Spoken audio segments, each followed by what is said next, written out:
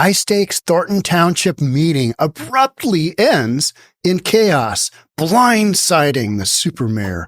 Call the police! What kind of mess are you guys all on? Let's get into it. Here we go. And the supermayor is no longer in her positions of power. I'm going to miss reporting all this ridiculousness to you guys. I mean, it's been a good run, hasn't it? And I think we've got some room to go here.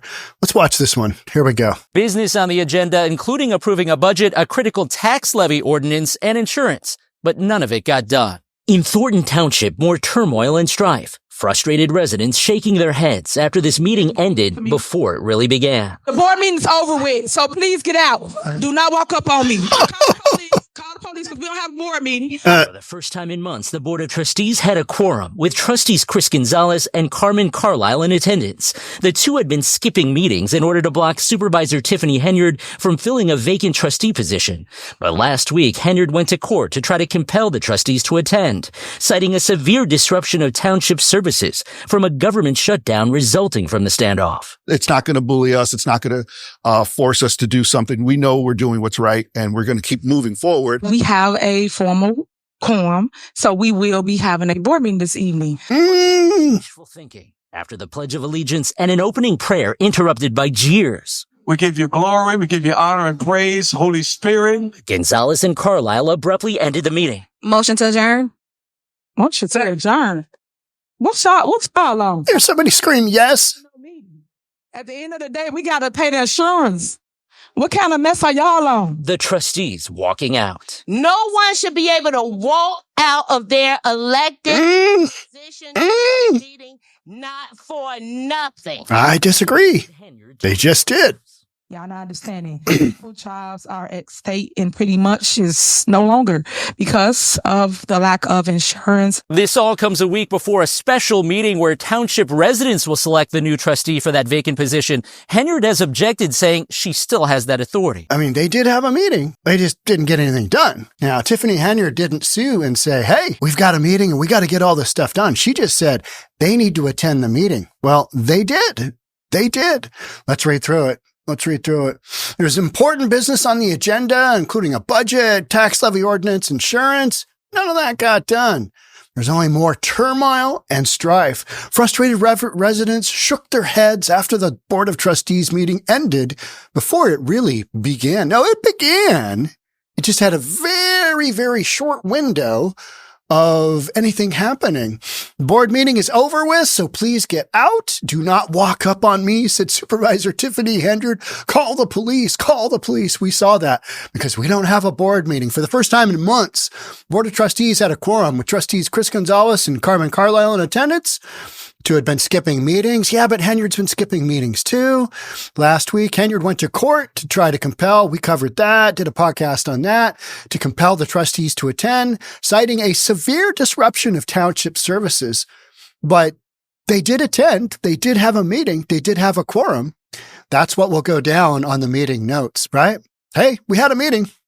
Didn't get anything done, but this is on purpose. They are listening to their attorney. Simple as that. They're being stalled out. That's what's happening. They're running the clock out. It's not going to bully us, not going to force us to do something. We know what we're doing is right, and we're going to keep moving forward. Well, by keep moving forward, you mean kind of things just absolutely grinding to a halt? Yes, that is the play here. That is the play here. Grind everything to a halt, stop things so that they can get control back with Tiffany Henyard out of there. We have a quorum. We'll have a board meeting this evening, Henyard said, but that was wishful thinking. After the Pledge of Allegiance and an opening prayer interrupted by jeers, we heard that. Gonzalez, he said, yeah, or no, was it Carlile? No, it was Gonzalez. He said, I motioned to for the end of the meeting, and I second that. Whichever way that one went. When I was watching, I was like, what? We're doing what? Oh. They did have a meeting. What you all on? We is not adjourning the meeting. We is not adjourning no meeting. Well, Actually, you did. You did. At the end of the day, we got to pay the insurance. Well, no, you didn't. Because trustees walked out. No one should be able to walk out. Yeah, whatever. So all comes a week before a special meeting during which township residents will select a new trustee with a vacant position. Henyard has objected, saying she still has the authority to fill the vacancy. No, she doesn't. And you've literally got the blind leading the blind here, except Chris Gonzalez and Carmen Carlile, they're listening to their attorney. They're doing what their attorney says. So let's listen to what their attorney has to say. Here's some audio conversation with Bert Odelson, again, WGN Radio. If you want to get an actual kind of insider's look at probably what's going on, if you want to drill down, this is one of the sources that I believe is probably the most accurate. And again, it's Bert Odelson, attorney for the Village of Dalton. Here we go. Involved in many aspects of politics, not just in Chicago, but nationwide. And Bert, I was kind of musing on the air whether the Village of Dalton would be in much worse shape financially after this mayor leaves. Like, will they be in debt in a range that they were not in debt before Tiffany Henyard became mayor? This is interesting. Easy answer. And Mayor Lightfoot covered that in her first presentation, that when Henyard took office, the Village of Dalton had excess surplus funds over $5 million. At the time Mayor Lightfoot gave her report, the village was over $4 million in the red.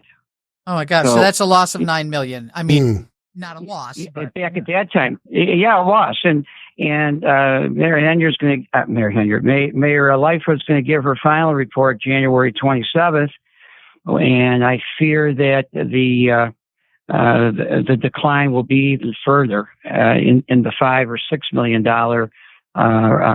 minus column, which is devastating to a community of that size. That's a massive swing. This is a community that has, I think, gross revenue of a couple $1 million a month. I could be off there by a little bit. Call it 24, 25, somewhere million in that range is their annual income to cover everything. And now you've got a $9 million swing going from a budget surplus to a budget deficit. Devastating. Absolutely it is.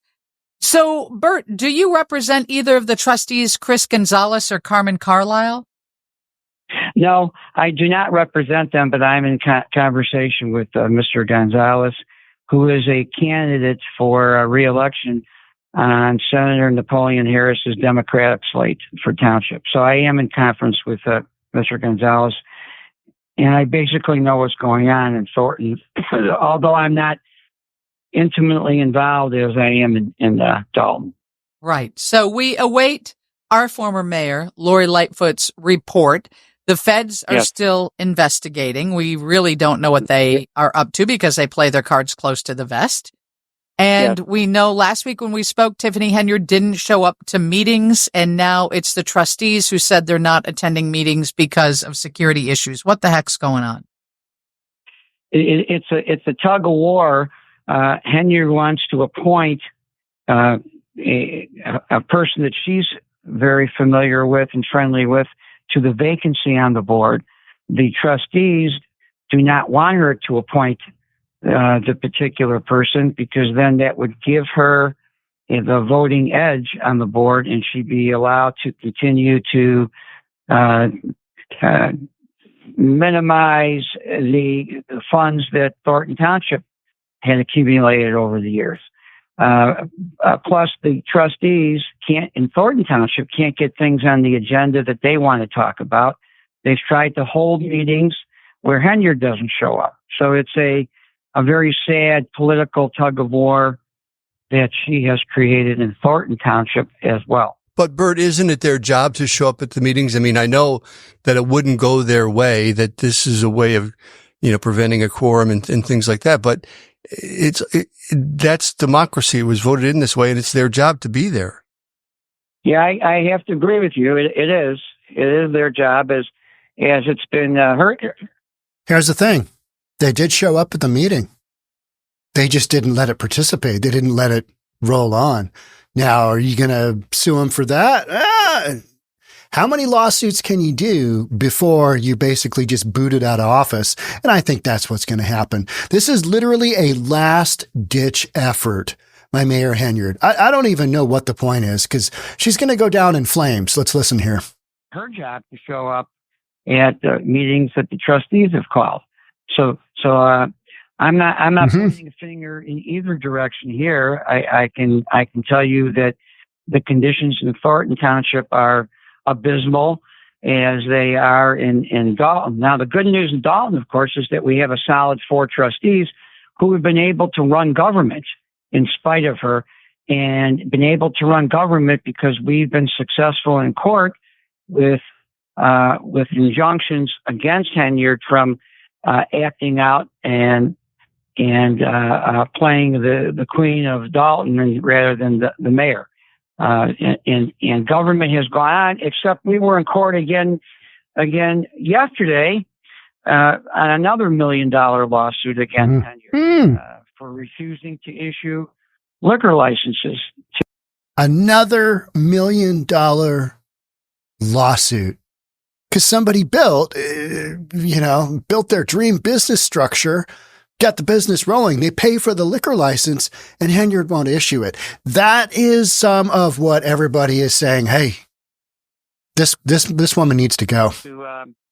A beautiful, beautiful $6 million plus building that was built just off of Route 57 in Dalton, and the owners can't operate because she refuses to issue the liquor licenses, which have been paid for and approved.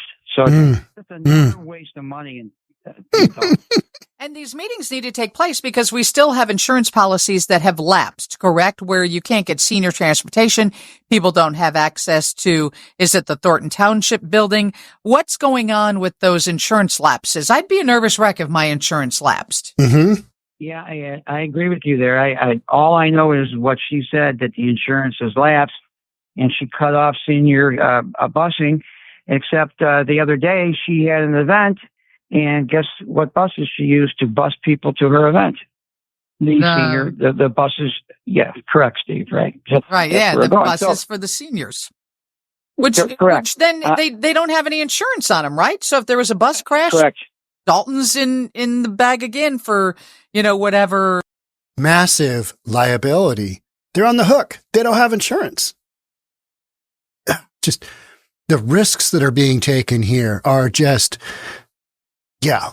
So Tiffany Henyard is essentially risking, if you are a resident of the village of Dalton, she is risking your financial future to get her people to big bingo. If you're okay with that, keep voting for Tiffany Henyard.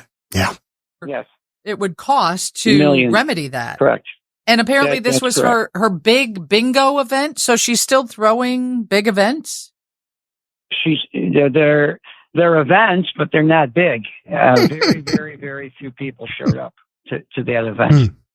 So interesting. Even though she still has some support because of some of her giveaways, the overwhelming majority of people in the village of Dalton just can't wait till February 25th rolls around and they can vote. February 25th, they vote, and she would be out of office on April 1st, right? No, February 25th is the Democratic primary. April 1st, the winner of the Democratic primary, which is where she is on the ballot, runs April 1st, and then she would be out of office after April 1st. And, of course, the big date is January 27th when our former mayor, Lori Lightfoot, reports her findings, and she's going to do that in a very public way. Yes, we're not having a village board meeting. So it's going to be an open public forum at the Park District, which holds, between 200 and 300 people. I would expect we'll get a full house because her report is far more detailed than the detailed report she already gave, because she's been able to speak to some individuals now who have talked to her, and she's gotten more financial records. Have you seen it? I have not. We talk to Mayor Lightfoot on a weekly basis, and I have had glimpses of what will be presented, and all I can say is it's tragic and bleak. Okay. Clues. Thank you for joining us, Bert. And the federal investigation does go on. We know that because we're in touch with the agencies. Well, what do you pick up from them? They're doing their investigation. As Lisa said, they hold things close to the vest, but we supply the information that they request, and that's still ongoing. Have you sat down and have they talked to you? Yes. Okay, so what do you... Come on, Bert. Now we got a lot. Now we're at the end of the interview. Yeah. We got the bombshell, Steve. You're like a politician, Yeah. Bert. Wait till we're out of time. But wait, Steve, if I knew, I'd tell you. I'm not the government. They do things at their own pace. But what can you pick up from what they're asking you? This is the important part. Pay attention to right here, because this is what arguably is going to send Tiffany Henyard to prison or not. These are kind of the big scale, big ticket items. What can I pick up? I can pick up that they have sufficient records to show the spending. We have the records, and they have the records of the spending without authority, spending on non-governmental purposes. Okay. The trips you've heard about, the Amazon spending, it's just one thing after another. The ghost payrolling to her friends. It's a laundry list of things that they have. When it will happen, I am not privy to it. Okay. So that's basically the end of the interview. Is that enough? Is that enough to put Tiffany Henyard in jail, to put her in prison? I don't think so. That's just my opinion, but I don't think so. I think she's got a weasel factor on a lot of that. Okay, but we took a trip to go here because we were doing this kind of, we were getting information to bring back to the village of Dalton or township of Thornton, wherever the trip, who was footing the bill on that one. The ghost payments for people that she knew on her payroll. Okay. Are they going to come up with some Mickey Mouse task that person was doing officially or unofficially? Probably. There's a weasel factor here is what I am saying. There's always a weasel factor. And from that standpoint, I am saying she's in trouble. But, those folks who wear the going to jail, wearing those shirts, I don't think that happens. Some kind of sanction will happen.